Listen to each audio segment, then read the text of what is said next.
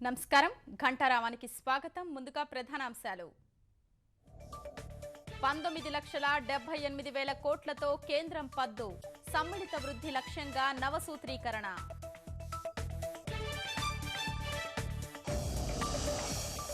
గ్రామీణం సంక్షేమం సాగునీటికి పెద్దపీట వ్యవసాయానికి 35,985 కోట్లు ఉపాధి హామీకి 38,500 కోట్లు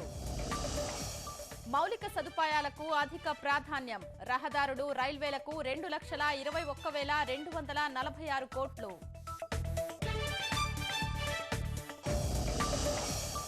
దేశవ్యాప్తంగా 1,500 నైపుణ్య శిక్షణ సంస్థలు ముద్రా బ్యాంక్ ద్వారా 1,80,000 కోట్ల రుణాలు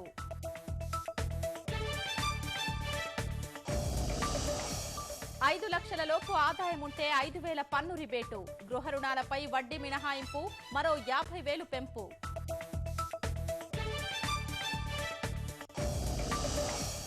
పోలవరం ప్రాజెక్టు విజయవాడ మెట్రోకు చెరో 100 కోట్లు జాతీయ విద్యా సంస్థలకు కేటాయింపులు